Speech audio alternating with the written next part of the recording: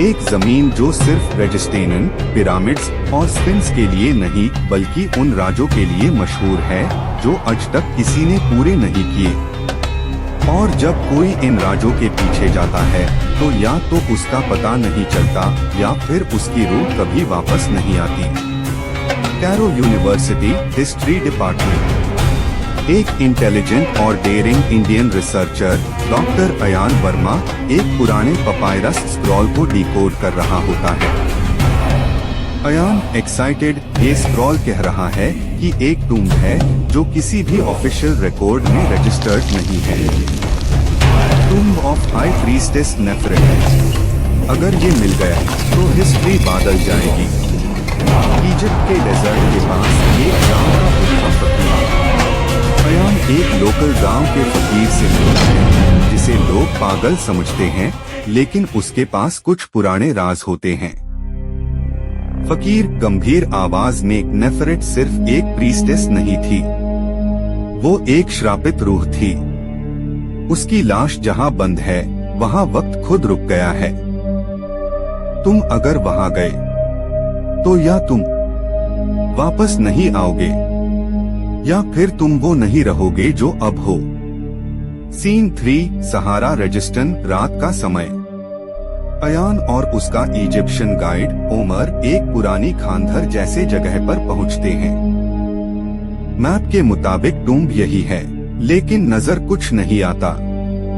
अचानक से जमीन में से एक हल्की सी गूंजन सी आवाज आती है और एक छोटी सी जगह का पठार हिलता है। अयान ये रहा। इस पठार के नीचे। Scene 4 underground tomb. दार के साए।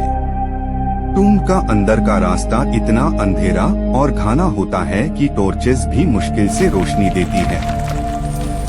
देवर पर लिखे होते हैं एंशिएंट इजिप्शियन सिंबल्स, जिनमें से एक चमक रहा होता है, He who breaks the seal opens the wrath।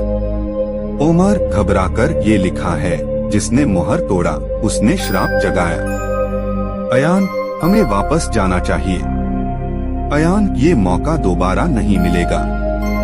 Scene 5 the sarcophagus of Nefret. वो लोग एक डेड चेम्बर में पहुंचते हैं जहां एक बड़ा सा ब्लैक स्टोन का कॉफिन होता है, नेफरेट का सार्कोफेगस। अयान जैसे ही उससे छूटा है पूरा टूम्ब का टेम्परेचर गिर जाता है, सांस जम जाती है और कॉफिन अपने आप खुलता है।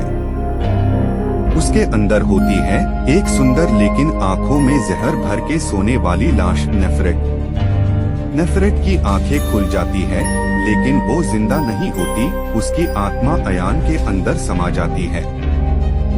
अयान की आवाज बदल जाती है, दर्द भरी और 2 अलग टोन्स में। तुमने मुझे जगाया, अब मैं तुम्हारे शेयर में जीऊंगी। तुम सिर्फ एक जिस्म हो, मैं अब तुम्हारा आत्मा हूँ। सीन 7 ओमर की भयंकर मौत। ओमर भागता है, लेकिन एक दीवार से चिपक जाता है और उसके चेहरे पर एक छोटी सी स्नेक सिंबल जल जाता है। वो 1 सेकंड में राख बन जाता है। Scene 8 time jump. 1 साल बाद इंडिया में एक म्यूजियम एग्जीबिशन, एक न्यू इजिप्शियन आर्टिफैक्ट एग्जीबिशन हो रहा होता है। सब लोग एक्साइटेड है। होस्ट स्टेज पार बुलाता है एक स्पेशल गेस्ट को, डॉक्टर अयान वर्मा। अयान आता है स्टेज पार, लेकिन उसकी आंखों में कुछ अजीब सी रोशनी होती है। उसके पीछे एक हल्की सी छाया दिख रही होती है, नेफरेट की। Ayaan slow controlled voice. शुरुआत अभी हुई है। मिस्र का श्राप अब दुनिया में आएगा। Outro narrator tone. और तभी से जहां जहां अयान गया वहां अजीब डेथ्स होने लगी। लोग कहते हैं नेफरेट वापस आ गई है और इस बार उससे रोकने वाला कोई नहीं। राजी मिस्र, नेफरेट अब अमर है।